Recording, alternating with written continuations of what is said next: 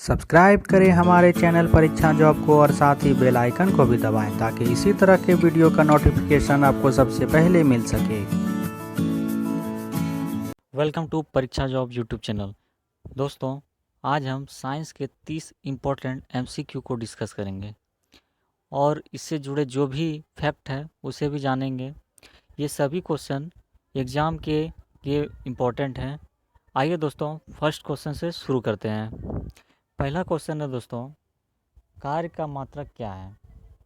तो कार्य का SI मात्रक दोस्तों जूल होता है। ऑप्शन नंबर ए इसका सही आंसर हो जाएगा, जूल। अब दूसरे ऑप्शन को हम देखते हैं, न्यूटन। न्यूटन जो है वो फोर्स का SI यूनिट है। वाट पावर का SI यूनिट है। और डाइन जो है वो CGS यूनिट है, किसका? फोर्स का है। ठीक है क्वेश्चन। अब दूसरा क्वेश्चन है, प्रकाश वर्ष इकाई है किसकी? प्रकाश वर्ष जो है वो दूरी की इकाई होती है। ऐसा नहीं समझना है कि प्रकाश वर्ष जो है समय का मात्रक है, ये दूरी की इकाई होता है। और एक प्रकाश वर्ष में होता है, याद रखिएगा इसे, 9.46 इंटू 10⁻15 मीटर होता है। अगर किलोमीटर में बात किया जाएगा तो यहाँ पे हो जाएगा 12, ये किलोमीटर में हो जाएगा। इसे याद रखिएगा आप। नेक्स्ट क्वेश्चन है, एम्पियर मात्रक है प्रकाश तीव्रता का, विद्युत आवेश का, विद्युत धारा का? आंसर हो जाएगा इसका विद्युत धारा। एम्पियर जो है वो ऐसा यूनिट है विद्युत धारा का। सी नंबर इसका सही आंसर होगा। इसे हम लोग ए से, इसका सिंबल होता है एम्पियर का। ठीक है। अब हम दूसरे ऑप्शन को भी देख लेते हैं। प्रकाश तीव्रता का SI यूनिट होता है कैंडला, इसका कैंडला SI यूनिट होता है। विद्युत आवेश का कूलाम होता है और चुंबकीय क्षेत्र का वेबर होता है। नेक्स्ट क्वेश्चन आइए देखते हैं, निम्नलिखित में से समय का मात्रक नहीं है। इनमें से कौन सा समय का मात्रक नहीं है? अधिवर्ष, चंद्रमा, प्रकाश वर्ष, इनमें से कोई नहीं। तो इसका आंसर हो जाएगा दोस्तों सी नंबर, समय का ये मात्रक नहीं है। प्रकाश वर्ष समय का मात्रक नहीं है। ये प्रकाश वर्ष जो है अभी हमने देखा, ये दूरी का मात्रक है। नेक्स्ट क्वेश्चन है, पार्सेक। पार्सेक किसकी इकाई है? पार्सेक जो है वो दूरी की इकाई होती है। पार्सेक, ऑप्शन नंबर ए जो है इसका सही आंसर हो जाएगा। पार्सेक दूरी की इकाई है, ए नंबर, ये सही हो जाएगा। और इसे भी याद रखना है कि पार्सेक जो है दूरी की सबसे बड़ी इकाई है और इसका प्रयोग जो है ग्रहों के बीच की दूरी को मेजर करने के लिए किया जाता है। एक होता है खगोलीय दूरी। खगोलीय दूरी का प्रयोग हम लोग सूर्य और पृथ्वी के बीच की दूरी को मेजर करने के लिए करते हैं। तो याद रखना है फ्रेंड्स, पार्सेक जो है वो दूरी का SI यूनिट है। ठीक है, option number A. Next question है, निम्नलिखित में से कौन सा एक सुमेलित नहीं है? डेसिबल ध्वनि की प्रबलता की इकाई है, ये बिल्कुल ही सही जवाब है। फिर है अश्वशक्ति। अश्वशक्ति भी जानते हैं वो शक्ति की इकाई होती है और इसका जो एक अश्वशक्ति में 746 वाट होता है, ये भी सही है। फिर है समुद्री मील। ये समुद्री मील जो है इसका गलत आंसर है, ये यहाँ पे मैच नहीं कर रहा है, इसलिए समुद्री मील ये सही हो जाएगा और इसका आंसर होगा समुद्री मील दूरी की इकाई, ये मैच नहीं कर रहा है। नेक्स्ट क्वेश्चन है, लूमेन किसका मात्रक है? लूमेन जो है, आइए पहले ऑप्शन नंबर ए देखते हैं क्या बोल रहा है। ज्योति तीव्रता। ज्योति तीव्रता जो है ये इकाई है, इसकी इकाई होती है कैंडला। फिर है ज्योति फ्लक्स। ज्योति फ्लक्स का इसका होता है लूमेंस, ये इसका सही आंसर हो जाएगा, बी नंबर सही होगा, 7 का B correct answer. Next question है पास्कल। पास्कल जो होता है ये दाब का मात्रक होता है। अब बताते हैं हम कि 1 पास्कल में होता कितना है। ठीक है, फार्मूला होता है P=F/A, यानी कि फोर्स बाय एरिया। इसे फोर्स का ऐसा यूनिट होता है न्यूटन और एरिया का होता है मीटर स्क्वायर। तो न्यूटन पर मीटर स्क्वायर को हम लोग ही 1 पास्कल बोलते हैं, 1 PA। ये प्रेशर का एसआई यूनिट है। तो इसका आंसर हो जाएगा दाब। नेक्स्ट है कैंडला मात्रक है किसका? तो अभी हमने बताया था ज्योति फ्लक्स का होता है लूमेन, और यह इसका आंसर हो जाएगा डी नंबर ज्योति तीव्रता, ये सही जवाब है। नेक्स्ट है यंग प्रत्यास्था गुणांक का एसआई मात्रक क्या है? ये क्वेश्चन जो है ये क्वेश्चन जो है फिजिक्स का सबसे इम्पोर्टेंट क्वेश्चन है, और इसमें इसका आंसर हो जाएगा न्यूटन पर मीटर स्क्वायर। इसका फार्मूला होता है mgl/πr²।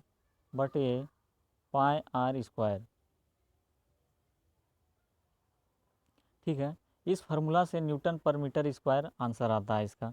तो आंसर हो जाए ये सी नंबर इसका सही आंसर हो जाएगा। नेक्स्ट क्वेश्चन है निम्नलिखित युग्मों में से किन भौतिक राशियों के समान सूत्र नहीं होता है? एक होता है एसआई यूनिट, दूसरा होता है विमीय सूत्र जिसको कि डायमेंशन फार्मूला भी बोलते हैं। एसआई मात्रक की सहायता से हम लोग किसी भी राशि का विमीय सूत्र निकालते हैं। आइए पहला नंबर ऑप्शन देखते हैं क्या है, बल एवं दाब। बल का होता है mLT/T-2, mL/T-2, और दाब का भी वही होता है mL/T-2। तो इसका जो होगा ऑप्शन नंबर ए सही हो जाएगा। ठीक है, 12 नंबर क्वेश्चन देखते हैं, अदिश राशि कौन सी है? इसमें सबसे पहले हम लोग जानते हैं अदिश और सदिश राशि के बारे में थोड़ा सा जान लेते हैं। सदिश राशि जो होता है उसमें परिमाण भी होता है और दिशा भी होती है, और अदिश राशि में क्या होता है, सिर्फ परिमाण होता है, दिशा नहीं होती है। तो मास हो गया, द्रव्यमान हो गया, ये सब जो हो गया, मास, वॉल्यूम, वेट, वेट वेट नहीं होगा, तो इसका आंसर हो जाएगा ऊर्जा। ऊर्जा जो है इसका आंसर हो जाएगा ए नंबर। बल आघूर्ण ये जो है सदिश राशि है, संवेग ये भी सदिश राशि है, तो 12 का ए नंबर सही हो जाएगा। नेक्स्ट है निम्नलिखित में से सदिश राशि कौन सी है? अभी हमने बताया था अदिश राशियों में से कौन सा है, द्रव्यमान हो गया, समय हो गया, लंबाई हो गई, ये सभी अदिश राशि है जिसको कि हम लोग स्केलर क्वांटिटी भी कहते हैं। वेग जो है इसका सही आंसर हो जाएगा, क्योंकि वेग जो है वेक्टर क्वांटिटी है। ऐसा आपने देखा होगा कि भी के ऊपर में तीर का निशान आता है, तो ये वेक्टर का सिंबल होता है। नेक्स्ट है पदार्थ के संवेग और वेग के अनुपात में कौन सी भौतिक राशि प्राप्त की जा सकती है? वेग, त्वरण, द्रव्यमान या बल? संवेग का फॉर्मूला होता है एक छोटा सा फॉर्मूला 9th क्लास में हमने पढ़ा था, P = m/v होता है, यानी कि संवेग = मास इंटू वॉल्यूम।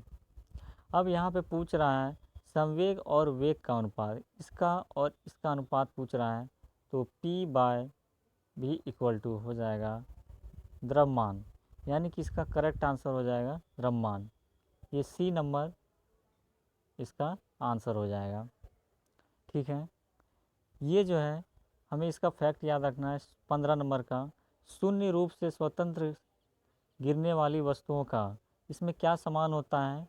इसका त्वरण सी नंबर जो है ये समान त्वरण होता है, क्योंकि जब भी कोई भी वस्तु को फ्री फॉल गिराया जाता है हाइट से, तो उसका क्या होता है, उसका स्पीड चेंज होता है और वेलोसिटी भी चेंज होता है। तो इसका करेक्ट आंसर हो जाएगा सी नंबर। नेक्स्ट क्वेश्चन है जब 2 kg वाले द्रव्यमान पर 5 न्यूटन का बल लगाया जाता है तो उत्पन्न होने वाला त्वरण होगा। इस टाइप के शॉर्ट क्वेश्चन जो है बहुत सारे एग्जाम में पूछे जाते हैं। जैसे फोर्स बराबर क्या होता है, ये हमें फार्मूला याद रखना है, F बराबर क्या होता है, m/a होता है। अब यहाँ पे हमसे पूछ रहा है त्वरण, तो क्या हो जाएगा, फोर्स का वैल्यू दिया हुआ है 5 और मास का वैल्यू दिया हुआ है 2, तो ये कितना हो जाएगा 2.5 हो जाएगा मीटर पर सेकेंड स्क्वायर। ये इसका आंसर हो जाएगा ए नंबर, मीटर पर सेकेंड 2.5 मीटर पर सेकेंड स्क्वायर। ठीक है, अब नेक्स्ट हम देखते हैं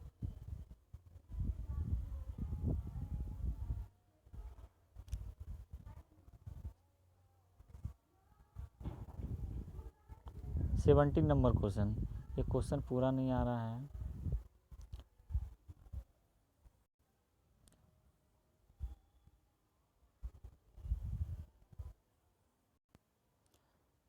किसी भी स्थिर या गतिशील वस्तु की स्थिति और दिशा में तब तक कोई परिवर्तन नहीं होता जब तक उस पर कोई बाह्य बल कार्य नहीं करता है या सक्रिय नहीं हो।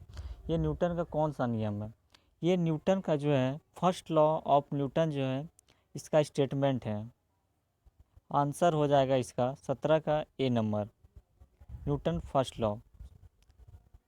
क्योंकि कोई भी अगर बॉडी है एम मास का और इस पर अगर हम फोर्स नहीं लगा रहे हैं तो वो क्या होगा कि वह रेस्ट में ही रहेगा। और अगर कोई वस्तु मूव कर रहा है भी वेग से, अगर हम उस पर फोर्स नहीं लगा रहे हैं तो वो तब भी क्या होगा कि अपना गति को बरकरार रखेगा। तो ये क्या है? न्यूटन का फर्स्ट लॉ है। नेक्स्ट क्वेश्चन है, रॉकेट के सिद्धांत पर कार्य करता है। तो आंसर हो जाएगा संवेग संरक्षण का सिद्धांत। 17 का बी नंबर सही हो जाएगा, संवेग संरक्षण का सिद्धांत। नेक्स्ट है, यदि एकाएक चलना प्रारंभ कर दे तो अश्वारोही के गिरने की आशंका का कारण क्या है? ये जब भी घोड़ा जो है क्या है, घोड़ा रेस्ट में है और रेस्ट से वो क्या हो रहा है कि अचानक वो चल रहा है तो वो उसका स्टेट चेंज हो रहा है, उसमें क्या हो रहा है, मोशन आ रहा है। तो ये कौन सा जड़त्व है? ये विश्राम का जड़त्व है। इसका आंसर हो जाएगा विश्राम जड़त्व, सी नंबर इसका सही आंसर हो जाएगा।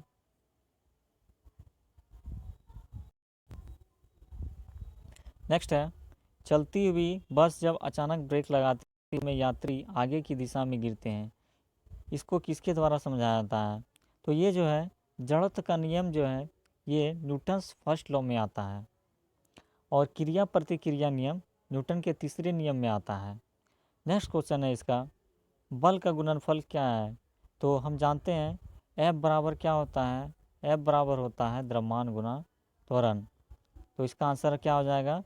त्वरण और द्रव्यमान, ऑप्शन बी इसका सही हो जाएगा। नेक्स्ट है, शरीर का वजन कहाँ पर ज़्यादा होता है?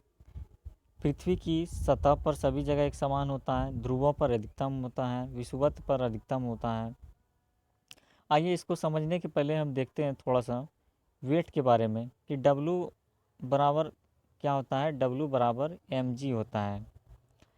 ये जो है मास पे डिपेंड करता है और g पे डिपेंड करता है। और g का मान जो है वो क्या है?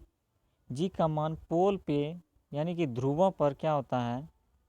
ज़्यादा होता है, ध्रुवों पर ज़्यादा होता है।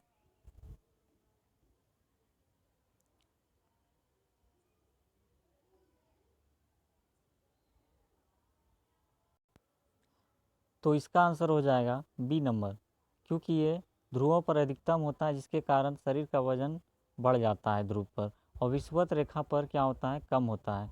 तो ऑप्शन बी जो हो जाएगा इसका सही आंसर है। नेक्स्ट क्वेश्चन है,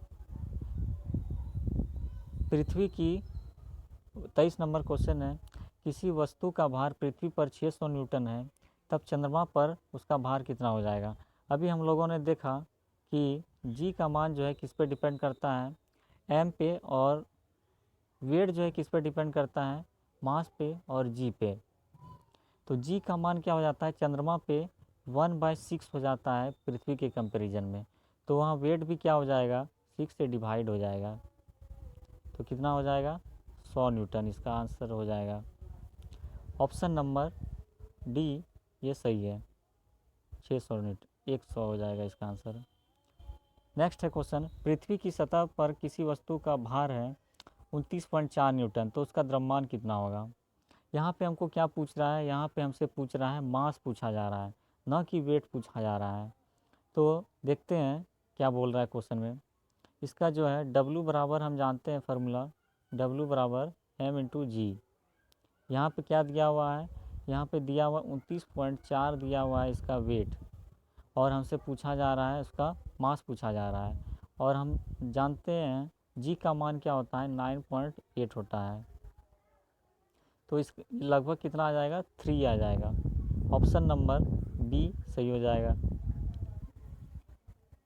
25 नंबर क्वेश्चन है, एक अंतरिक्ष यात्री पृथ्वी तल की तुलना में चंद्र तल पर अधिक ऊंची छलांग लगा सकता है। अभी हमने बताया था कि जी का मान क्या हो जाता है चंद्रमा पर पृथ्वी की तुलना में 1/6 हो जाता है। यानी अगर यहाँ किसी वस्तु का भार 60 है तो वहाँ पे क्या हो जाएगा 10 न्यूटन ही होगा। तो वहाँ क्या हो जाएगा, जी का मान कम होने से वेट भी कम हो जाता है, जिसके कारण जी को हम क्या बोलते हैं, ग्रेविटेशनल फोर्स भी बोलते हैं। और जी अगर कम होता है तो हम क्या करते हैं, वहाँ पे ऊंचा छलांग लगा सकते हैं। आंसर इसका हो जाएगा 25 का सी नंबर। नेक्स्ट है 26 नंबर, 1 किलोग्राम राशि का वजन कितना हो जाएगा।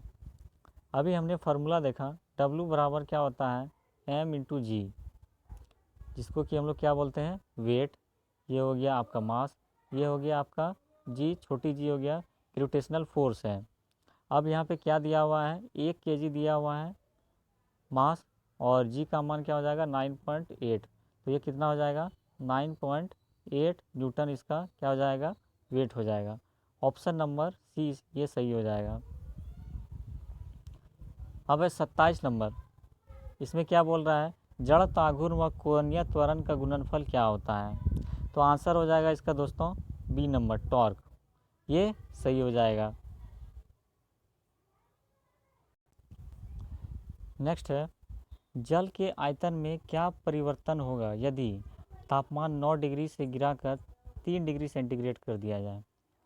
तो याद रखना है इसमें कि जब भी क्या होगा, टेम्परेचर को हम घटाएंगे तो आयतन जो है पहले घटेगा और फिर बाद में बढ़ेगा। ऑप्शन नंबर सी ये सही हो जाएगा, आयतन पहले घटेगा और बाद में बढ़ेगा। नेक्स्ट है क्वेश्चन, ये बहुत ही इंपॉर्टेंट क्वेश्चन है। ये देखिए कब कब पूछा गया, आरआरबी 2004 में, और बहुत बार ये क्वेश्चन पूछा जाता है। क्वेश्चन है, एक बीकर में पानी बर्फ पर तैर रही है, जब बर्फ पूर्णतः पिघल जाएगी तो बीकर में पानी का तल क्या होगा। आंसर इसका सभी सोचते हैं कि बढ़ जाएगा, लेकिन होता क्या है कि ये कांस्टेंट रहता है, ये बढ़ता नहीं है, उतना ही रहता है। ये हो जाएगा इसका सी नंबर सही आंसर हो जाएगा। नेक्स्ट क्वेश्चन है, जब किसी बोतल में पानी भरा जाता है और उसे जमने दिया जाता है तो बोतल टूट क्यों जाता है। हम जानते हैं कि जब बोतल में पानी भरा जाता है और उसका जब टेम्परेचर पी का मान जब घटता है तो क्या हो जाता है, वो उसका वॉल्यूम एक्सपेंड कर जाता है। यानी कि आंसर हो जाएगा इसका पानी जमने पे क्या होता है, फैलता है। ये इसका सही आंसर हो जाएगा। इसी के साथ मैं वीडियो को ख़त्म कर रहा हूँ। अगर वीडियो आपको पसंद आया तो लाइक और सब्सक्राइब ज़रूर करें और अपने दोस्तों में शेयर ज़रूर करें। Thank you.